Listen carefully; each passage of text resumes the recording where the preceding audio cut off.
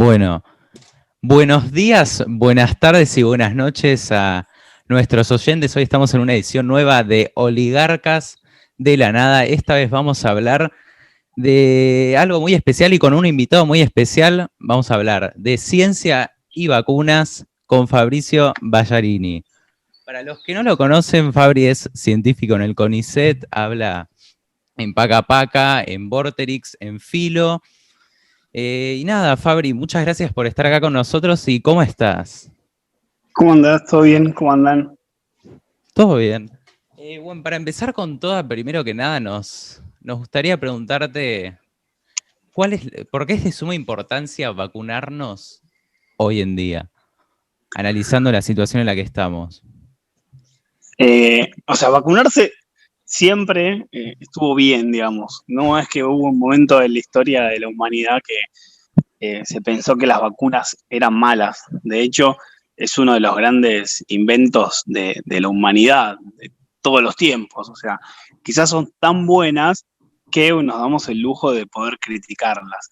Y bueno, en estos momentos específicamente, que estamos viviendo la pandemia de COVID, existen muchos movimientos antivacuna, que no es que se originaron en estos tiempos, sino que vienen de hace unos años para acá, generando algún tipo de ruido, quizás algo menor, pero muy profundo e insistente. Y bueno, lo que está pasando ahora es que ante una nueva oleada de vacunas y ante una nueva oleada de intereses económicos, políticos, sanitarios, sociales y de todos lados, se generan nuevas incertidumbres que si no se puede completar todas esas preguntas, se genera como un caldo de cultivo en la cual podemos discutir si las vacunas son buenas o son malas, que es una pregunta que la humanidad ya se hizo un montón de veces y siempre respondió que son buenas, porque dan muchos más beneficios para la salud que perjuicios, ¿sí? Obviamente, los perjuicios son mínimos, en la mayoría de los casos son como, no sé, dolor de cabeza, bueno, los Sí. perjuicios que tuvimos todos cuando nos vacunamos en algún momento cuando éramos chicos o adolescentes. Claro, lo que te dicen que te puede pasar, por ahí te puede agarrar fiebre, dolor de cabeza. Claro, o sea, comparado a tener una enfermedad muy fulera, digamos, no es nada. Entonces, digo, hoy necesitamos más que nunca que existan vacunas, que esas vacunas sean las mejores que podamos hacer, que sean hiper recontra seguras. Y por otro lado, también necesitamos que la gente esté convencida de que esas vacunas son necesarias, que está bueno dárselas. Y bueno, no es una responsabilidad ya solamente de los médicos, digamos. En su momento se pensaba que la responsabilidad de la vacunación estaba en el sistema de salud, ¿viste? Porque los padres y las madres iban a consultar si vacunaban o no sus hijos, y bueno, y a partir de ahí surgía un vínculo con el médico o la médica. Y bueno, ahora en realidad es una responsabilidad de toda la comunidad, o sea, de alguien que hace un podcast, de alguien que tiene una cuenta de Twitter, de un medio de comunicación, de los maestros, de las maestras. O sea, ya es una responsabilidad social de todos convencernos o tratar de tirar a favor de las vacunas, porque cada vez que la gente decide no vacunarse, bueno, mucha gente la pasa mal. Es un acto de solidaridad colectivo, podríamos decir.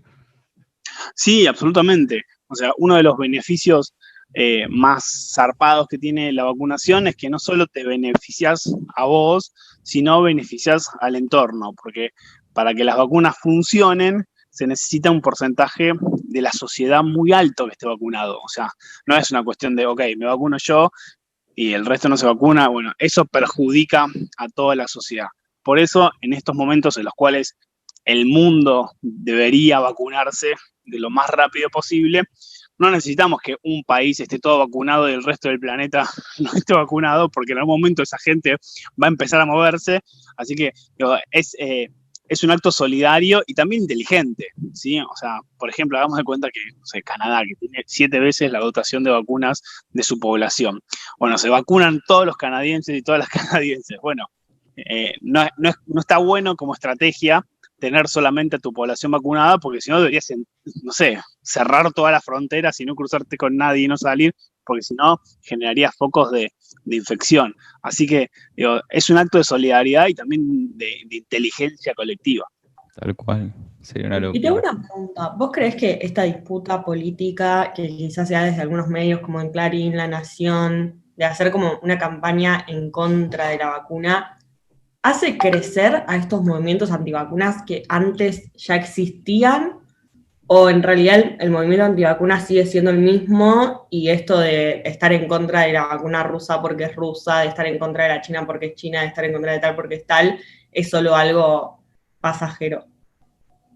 No sé, yo realmente estoy como muy afuera de estas discusiones mediáticas y políticas porque a mí por lo menos me queman, o sea, me destruye el cerebro, me pone mal, me angustia, o sea, eh, no me hace bien.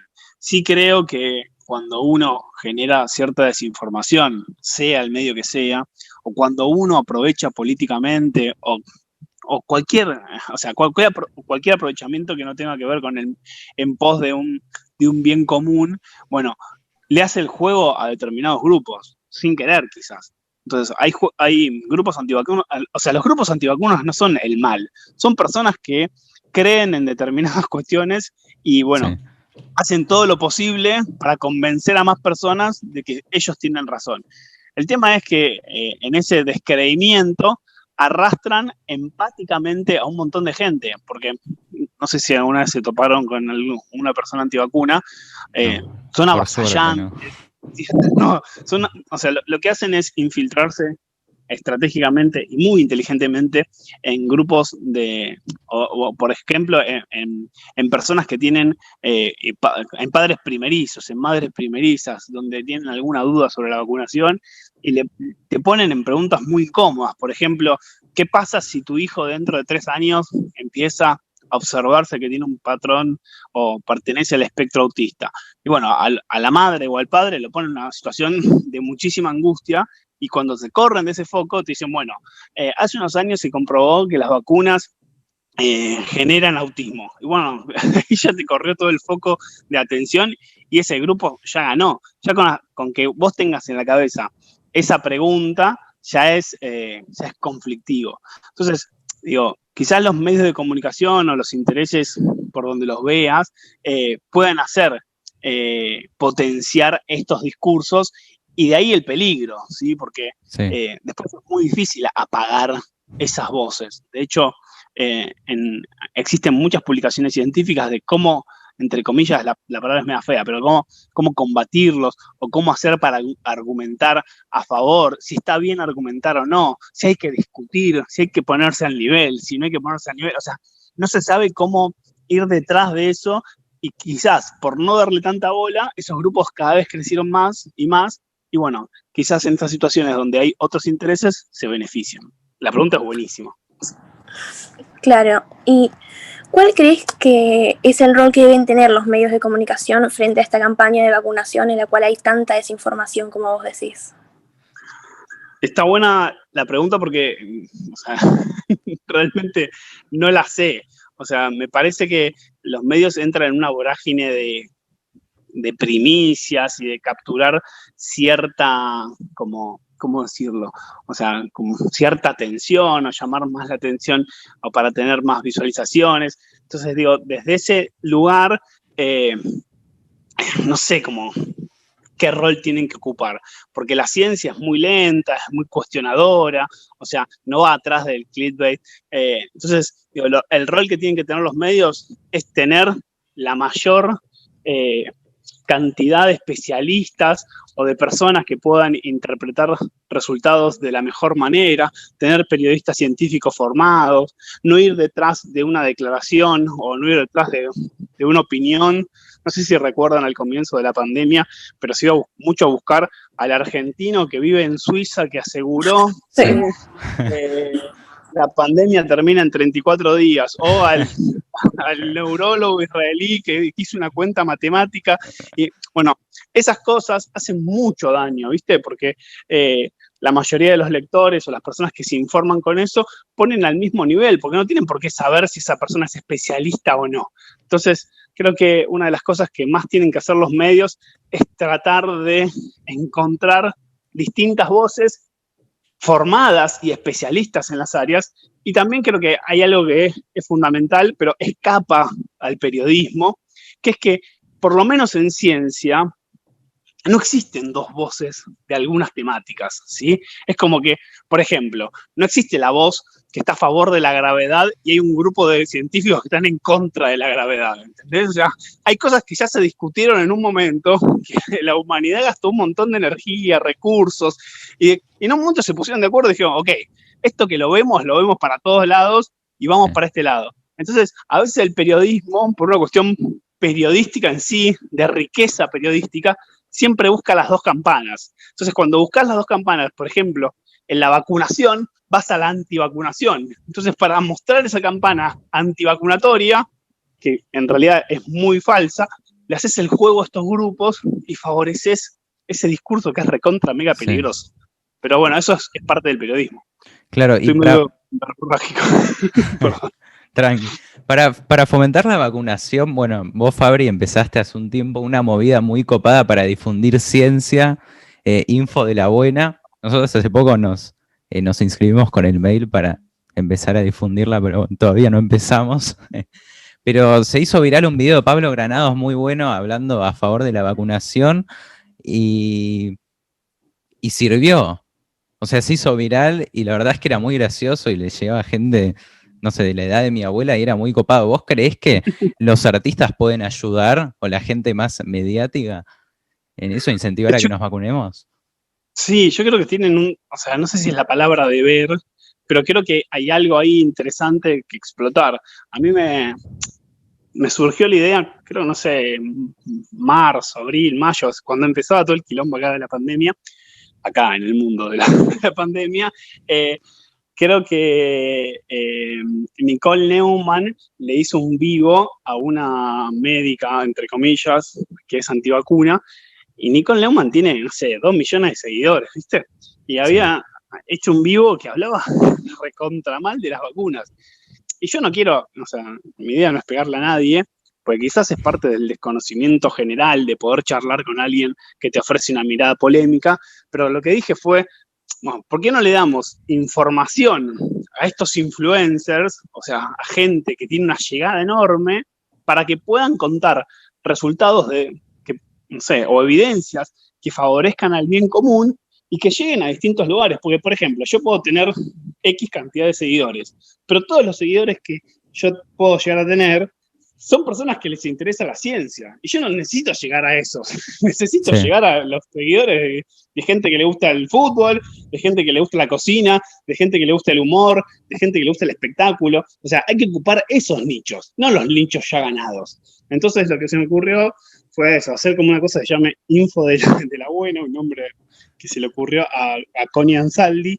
Y bueno, al principio se sumaron un montón de influencers de distintos lugares, y bueno, después fueron modificándose, y uno de los que más se copó fue Pablo Granados, que hace unas producciones recontra mega zarpadas, está buenísimo. Porque yo le mando el contenido y parte del guión, pero él piensa todo y le pone un laburo terrible. O sea, estuvo con la hija, hay 1.000 millones de tomas, hace muchos chistes, o sea, y eso es todo creatividad de él y todo ganas de colaborar. O sea, eso lo hace absolutamente de onda. Y sí, llegó y funcionó. A mí lo que me pareció loco de Pablo Granados en el video que mostraba es lo que hay ahora con la preferencia de la vacuna, que yo antes cuando me iba a vacunar no preguntaba de dónde era. Y me causaba mucha gracia cuando decía, esta es la rusa, ¿eh? Claro, sí. Además es muy, bueno, además de ser muy gracioso, tiene algo que te interpela, que te pone a pensar en las cosas que empezamos a pedir, casi como, o sea, nos hicieron preguntar cosas que no sé si tenemos que preguntarnos. O sea, tal cual, cuando yo iba a vacunarme, o sea, no sé, mis viejos no preguntaban de qué laboratorio venía, el paper, qué compuesto tenía, nada. Sabés que en el medio de eso hay un montón de gente. O sea, sería muy loco que muchas personas se pongan de acuerdo para hacer una maldad tal de generar una vacuna que haga daño. Porque en todas las escalas que tiene esos pasos, hay personas con diferentes roles profesionales, gente que hace cosas de vocación, que no pisaría el palito. O sea, yo como biólogo, si me viene un resultado que es negativo, jamás seguiría esa escalera hacia un producto tan necesario porque me prendo fuego yo. Entonces, Sí. digo, hay un nivel de desconfianza casi irracional, que no tiene ningún sentido lógico, ¿viste? Sí, es una locura. Claro, sí. Y algo que se estuvo debatiendo mucho estos días es la vuelta a clases presenciales. ¿Para vos están dadas las condiciones para que se haga este regreso? Y es difícil la pregunta. Es re difícil y no la sé. O sea, me parece, estoy como en distintos lugares al mismo tiempo. O sea, creo que es muy necesario que los alumnos de todos los niveles vuelvan a clase. O sea, ya es perder un año de clases presenciales con todo lo que eso implica. O sea, no solo con la cuestión académica, sino con la cuestión social, de sociabilización, con el poco acceso al conocimiento que tienen algunas partes del país, en realidad en situaciones virtuales, cuando no hay tanta señal, cuando el wifi no llega, cuando los tiempos son distintos, y también todo lo que lleva al caos familiar. Para el docente que da clases en contextos virtuales, como para los padres que tienen que trabajar y seguir dándole clases ellos. O sea, creo que hay un cierto nivel de lógica de pedir que las clases vuelvan de manera presencial, pero también entiendo que, por otro lado, tiene que haber un contexto social favorable para que eso suceda. O sea, tienen que haber menos casos.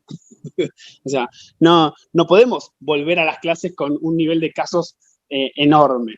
Entonces, creo que son dos discusiones paralelas que nunca se chocan porque se contradicen, ¿entendés? Sí. O sea, entiendo las personas que dicen desde la lógica, bueno, está abierto un bar, pero no la escuela, está abierto esto, pero bueno, eso me parece genial. Pero si está abierto un bar, el bar va a generar más contagios.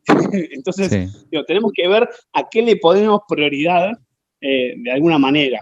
Así que yo entiendo la postura de la vuelta a clases, pero creo que tenemos que insistir en intentar bajar esa curva, porque la vuelta a clases va a traer más contagios.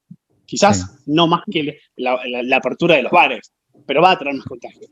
Así que Igual, está bueno como priorizar eso. Y hablando un poco de esto de los contagios, en estos días también se estaba hablando un montón de medidas, algunas ciertas, otras que eran especulación de los medios, como veníamos hablando antes de, ya no saben qué decir más o menos para generar paranoia, pero ¿qué pensás de las medidas que se están tomando actualmente en la situación con la suba de contagios en todo el país y en especial en Cava? ¿Crees que es suficiente? ¿Crees que habría que haber más restricciones? ¿Qué opinas de esto?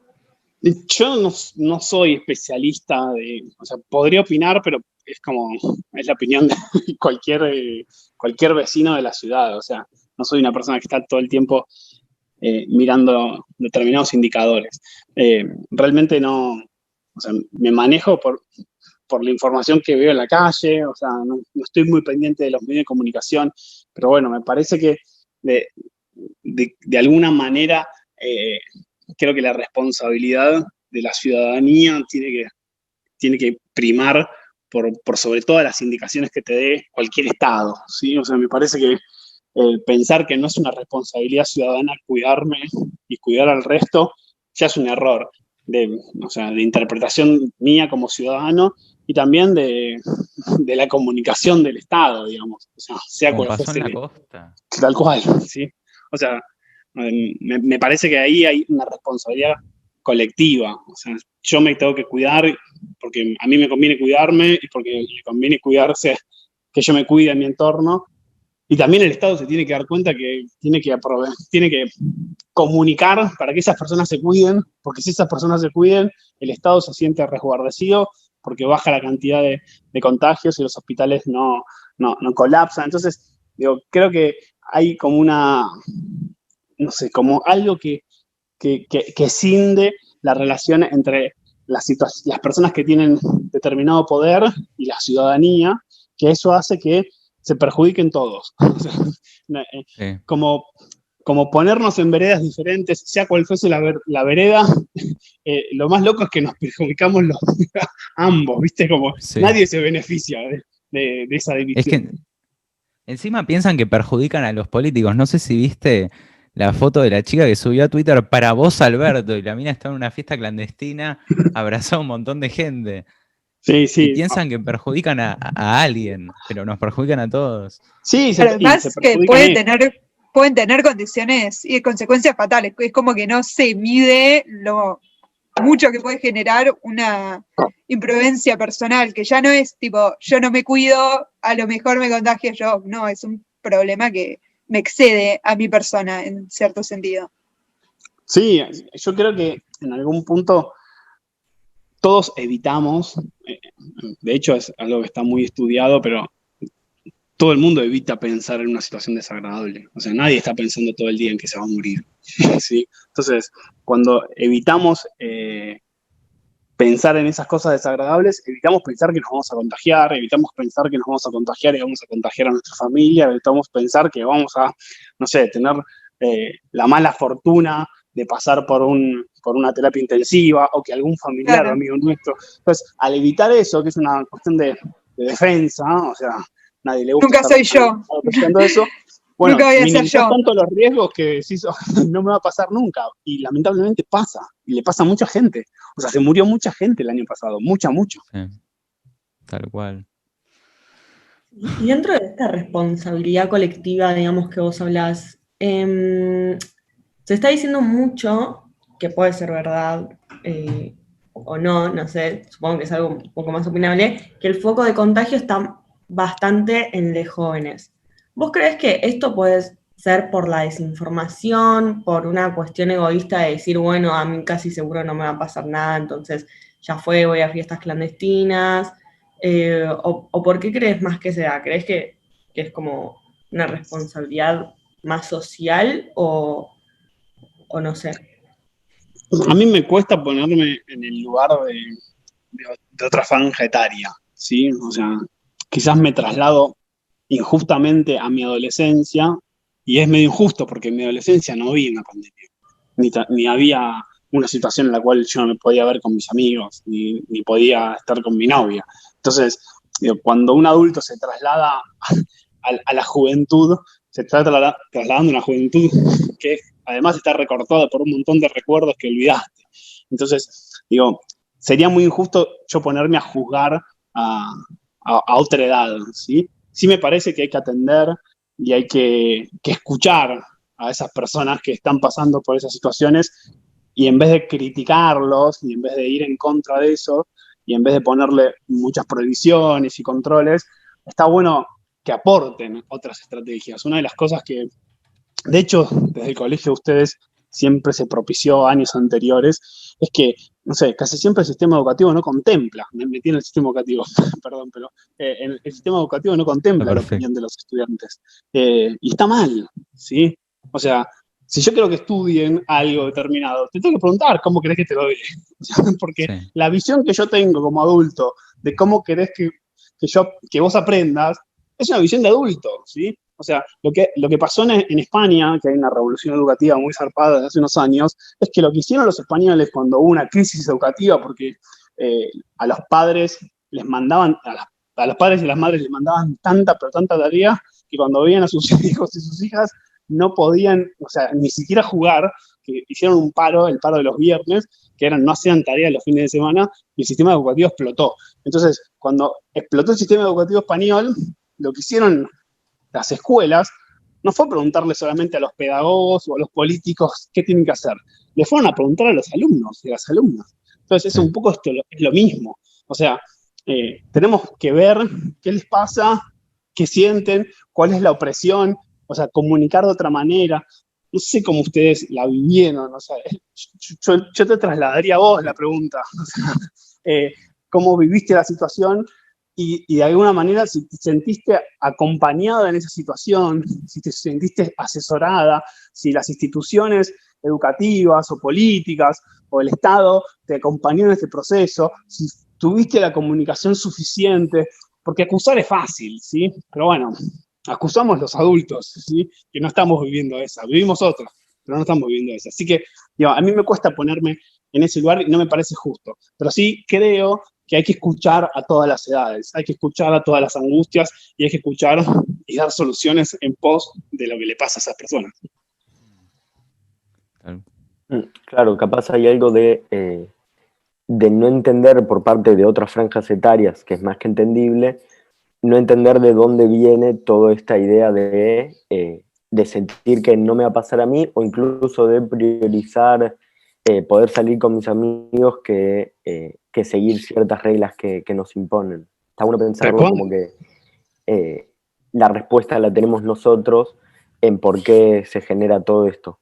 O sea, cuál es la respuesta a esta desinformación o a esta desobediencia, si se quiere, de las reglas sanitarias.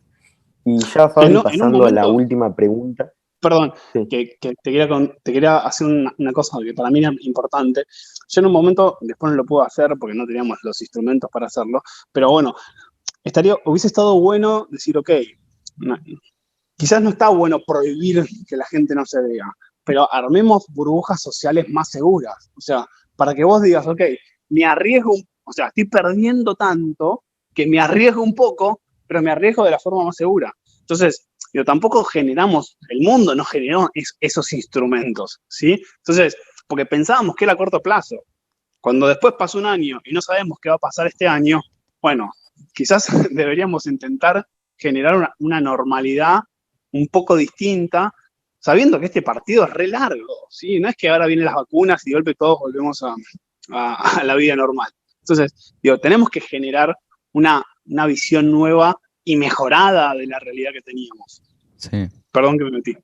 No, yo tengo una pregunta, me surgió una pregunta que me quedé pensando en los divulgadores de ciencia, mucho no tiene que ver con esto, pero ¿te parece peligroso, Fabri, que haya gente divulgando ciencia que no sean científicos? Sí, no sé, a mí la gente o sea, yo soy investigador y sé de temas muy limitados.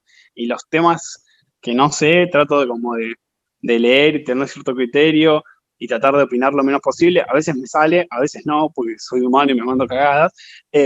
Pero creo que hay una tentación por las redes sociales y opinar y tomar cierto protagonismo. Y me parece que está bueno que surjan voces científicas, o sea, de gente que hace investigación en distintas áreas, por lo menos en redes sociales, y estaría buenísimo en medios de comunicación, porque los medios de comunicación a veces tienen ciertos divulgadores que bueno, no hacen ciencia y son muy buenos en la parte periodística, pero bueno, no son muy buenos en la parte científica. Entonces, a veces eligen siempre las mismas 3 voces a quien preguntarle cosas, a veces descartan algunas cosas, a veces tienen ciertos intereses políticos. Entonces, desde ese lugar, creo que el rol de la divulgación no tiene que caer solamente en los medios, sino que la gente que pertenece al sistema científico tiene que tomar cierto protagonismo en contar y ocupar espacios, porque los espacios que no ocupás en las redes sociales o en los canales de YouTube o en los podcasts, los ocupan personas que van a contar lo mismo desde otro lugar y quizás lo cuenten de mala manera, porque el que genera el conocimiento es ese científico o esa científica. Claro, capaz lo único que me gustaría cambiar de eso que dijiste es que para un comunicador, a diferencia muchas veces de un científico, siempre hay intereses políticos, no sé si de por medio, pero que modifican su juicio. Y bueno, sí, eso es cierto. Pero también eso es discutible. O sea, sí, es discutible, pero está buena la visión. Sí, coincido. Y ya para lo último que te queremos preguntar, capaz en los estudiantes y en nosotros no notamos tanto un movimiento anti-ciencia, sino que capaz hay un resurgir de las pseudociencias, entre ellas la astrología. ¿Qué opinas de las pseudociencias? ¿Crees que capaz no ahora, la verdad es que ahora son inofensivas y no notamos que haya un problema, pero crees que este avanzar de la pseudociencia o de creencias pueda llegar a ser, no sé si dañino, pero más polémico? El pensamiento mágico siempre surgió, o sea, porque es simple, porque saca conclusiones, porque te da definiciones todo el tiempo, porque es empático, porque se pone en tu lugar, porque se toma el tiempo para entenderte, o sea, porque es cómodo, ¿sí? Porque se justifica, porque es lógico. O sea, el pensamiento mágico es así, y por eso va a capturar siempre mucha gente. Lo difícil no es capturar personas que vayan hacia el pensamiento mágico. Lo difícil es capturar personas que tengan ganas de estar en la incomodidad de no saber. De saber que la pregunta que vos te vas a hacer, quizás no la respondas nunca, pero vas a generar algún tipo de contenido que en algún momento de la historia de la humanidad lo van a utilizar. O sea, creo que lo más difícil no es luchar contra las personas que se apoyan en el pensamiento mágico, sino tratar de traccionar a la mayor cantidad de gente que crea que el pensamiento crítico y el pensamiento científico y la ciencia y el conocimiento es una forma de ver el mundo, es una forma de entender la realidad. O sea, creo que es mucho más complejo y mucho más jugoso para la humanidad tratar de sumar gente en esas áreas que ir a luchar contra un pensamiento que es cómodo, digamos, porque esas personas van a estar siempre. Lo que no sé si van a estar siempre van a ser las personas que quieran luchar para correr la verdad todo el tiempo. O sea, a mí la astrología también me genera esa cosa de contradicciones, porque por un lado me parece que las personas que se meten lo hacen de forma lúdica, pero por otro lado también genera cierto mensaje que va en contra de las evidencias científicas, pero creo que en vez de luchar contra eso, lo que tenemos que hacer es seguir capturando corazones o cerebros que se la jueguen por la incomodidad de la ciencia. Sí, es muy loco. Bueno, Fabri, para ya no robarte más tiempo, queríamos agradecerte por sumarte con nosotros a hablar un poco. Bueno, quedó clarísimo, nos tenemos que vacunar todos por un acto de solidaridad. No vamos a ser comunistas. No, no vamos a ser comunistas. Los que no sean anteriormente, quizás algunos ya desarrollamos cierto nivel. Así que bueno, Fabri, muchas gracias por sumarte y a nuestros oyentes gracias por escuchar y nos vemos en la próxima edición. Bueno, muchas gracias a ustedes y gracias. Chau, chau.